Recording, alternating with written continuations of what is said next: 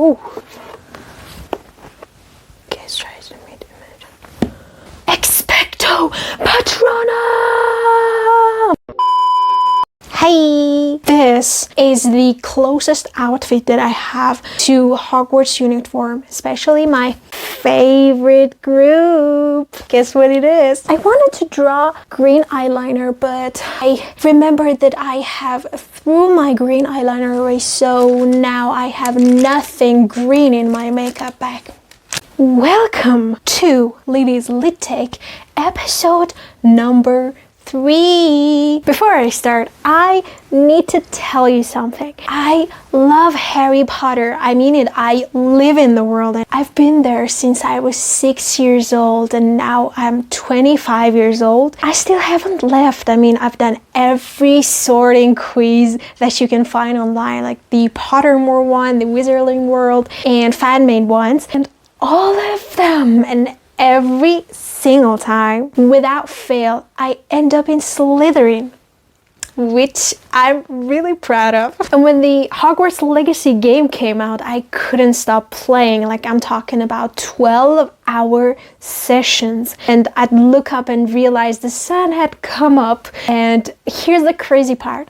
I have never finished this game. Not because I got bored, just because I loved it. I loved it too much that I couldn't watch the ending. That game, that world, it's my sanctuary. When the real world gets too loud, too boring, and too Muggle, I go there. I walk through Hogwarts, I cast the spells, I fly on brooms, and for a few hours, I'm not just a student with deadlines, I am a wizard. So understand, in this video isn't coming from a hater, it's coming from someone who has spent almost 2 decades inside this castle, which is exactly why I can say what I'm about to say.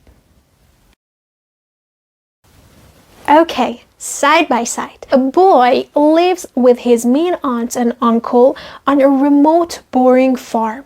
He doesn't know his real parents. Then an old wizard appears, tells him he's special. He has magic powers that come from his bloodline. Then he meets a wise old mentor with a beard. He befriends a sarcastic guy and a clever girl. He discovers a dark lord that killed his parents and now wants to kill him. He has a special weapon that chooses him. He loses his mentor. He confronts the Dark Lord and wins. But then the Dark Lord comes back. Am I describing Harry Potter or the Star Wars? The answer is both. Today, I'm gonna show you that Harry Potter isn't just inspired by Star Wars. It's almost a scene-for-scene remake with wands instead of lightsabers. And I am going to prove it using the hero's journey and direct quotes from both series. You'll never see Hogwarts the same way again. Here's what almost no one tells you. In 1949, a mythologist named Joseph Campbell wrote a book called The Hero with 1,000 Faces. He argued that almost every myth and story follows the same pattern, the hero's journey. George Lucas used it as a blueprint for Star Wars. He literally said that I used Campbell's work to write the script for Star Wars. That's not me talking, that's Lucas talking. So Blueprint was there, out in the open, and J.K. Rowling, she never admitted using it. But let's compare. The hero's journey has 12 stages. Ordinary world, call to adventure, refusal of the call, meet the mentor, crossing the threshold, tests and allies, approach to the innermost cave, ordeal, reward, road back, resurrection, return with elixir. Both Harry and Luke hit every single one. That's not coincidence. That's structure. And when you copy this structure this closely, you're not inspired. You're remixing. Let me show you the most blatant parallels. My first parallel is the setup. Harry lives in a cupboard under the stairs. Luke lives on a moisture farm. Both places are boring, isolated, and the hero desperately wants to leave. Their uncles are awful. Uncle Vernon is mean. Uncle Owen is dismissive. Then an old man appears. Hagrid is big, loud, and clumsy. Obi-Wan is calm, wise, and wears a robe. Just like me, both say the same thing. You're special. Your parents didn't die in an accident. They were murdered by a Dark Lord, and you have a power they want. Harry gets a wand that chooses him from Ollivanders, like the wand chooses the wizard. Luke gets a lightsaber that used to belong to his father. Both heroes initially refuse the call. Harry says, I can't be a wizard. Luke says, can't take much more of this, and wants to stay. But then their home situation is destroyed. The Dursleys are threatened by the letters and then by Hagrid. Uncle Owen and Aunt Beru are burned to death. So they have to leave. The beats are identical. Rowling just changed the furniture. Move to the second parallel. The supporting cast. Every hero's journey needs a trio. Harry gets Ron. Funny, insecure, comes from a big, poor family. Luke gets Han Solo. He's funny, cocky, comes from smuggler background.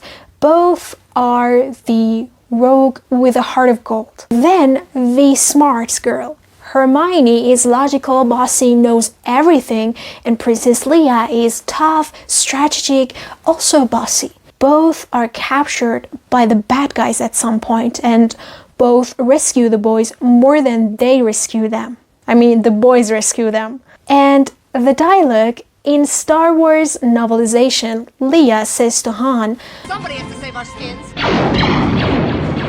In the first Harry Potter book, Hermione says, honestly, don't you two read different words, same energy? The smart girl saving the boys. The formula didn't change, and it gets even weirder, like the love triangle. Luke falls for Leia instantly. He sees her hologram and says, she's beautiful.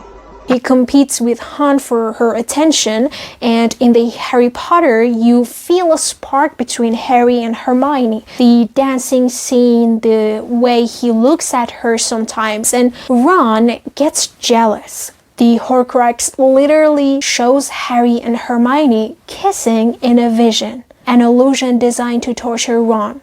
Luke watches Leia kiss Han and feels defeated.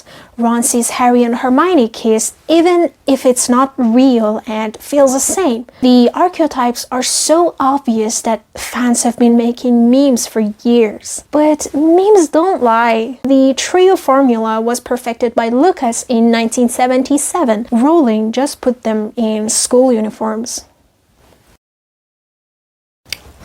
Now, Potterheads will say, but Joseph Campbell said the hero's journey is universal.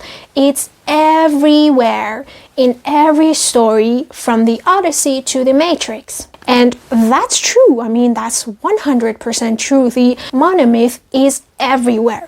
But there's the difference. It's not just the 12 stages, it's the specific details. I mean, the orphan farm boy, the bearded mentor who dies, the rogue and the princess archetypes, Dark Lord in black, the dead parents, the weapon that chooses the hero, the jealous love triangle.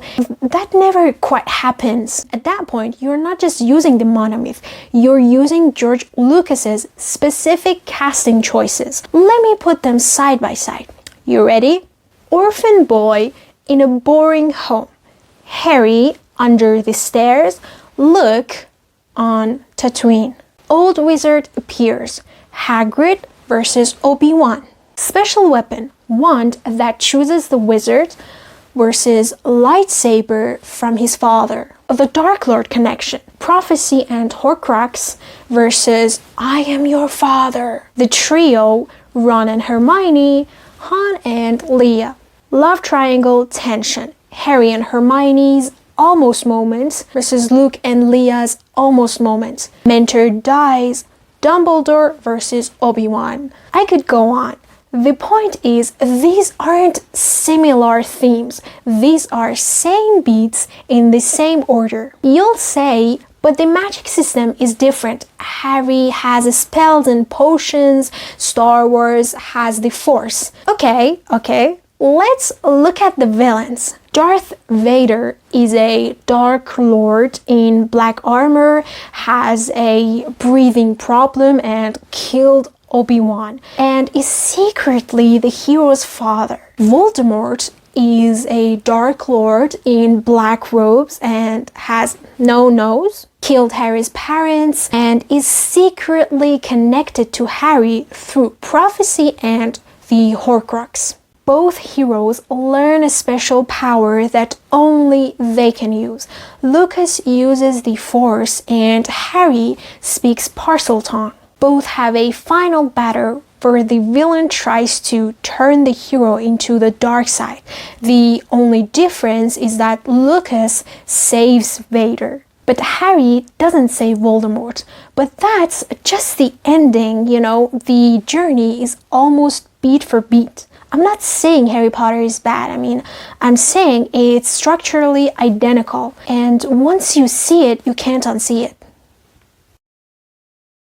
And to recognize archetypes. And Campbell's hero's journey is everywhere, from the Odyssey to the Matrix to Black Panther. So, is Harry Potter a ripoff of Star Wars? That's too harsh. Star Wars itself was a ripoff of older myths, but Rowling borrowed so specifically from Lucas. The orphan, the boring home, the old wizard, the rogue, and the princess, the Dark Lord in black, the secret parent connection, that it's hard to call it entirely original. She did what millions of fanfiction writers do. She took a structure she loved and changed the setting. Instead of spaceships, we have brooms. Instead of a Death Star, we have Horcruxes. Instead of lightsabers, we have wands. But the skeleton is the same. Does that make Harry Potter bad? No, absolutely not. But it makes it less original than we pretend. And here's the thing. Originality isn't about inventing new structures. It's about what you build inside them. Lucas built a galaxy and Rowling built a castle. Different wallpapers, same floor plan. And both houses are fun to visit. I'm just saying we should stop pretending one architect drew the blueprints. And look.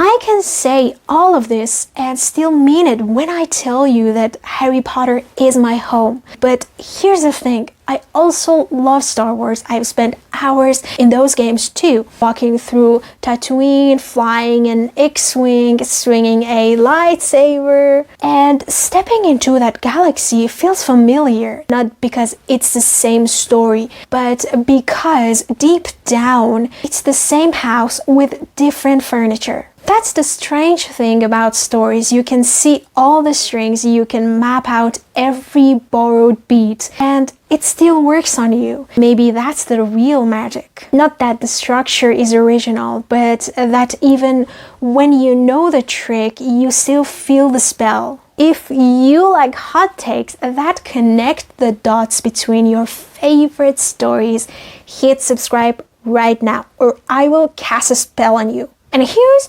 your challenge. In the comments, name another book, another famous book or movie that follows the same hero's journey so closely it's basically a copy. I'll read the best ones and maybe make a video on them. For the next week, maybe I will argue about Hermione Granger, that she's the real protagonist of Harry Potter and Harry is just the sword she swings. See you then. Bye!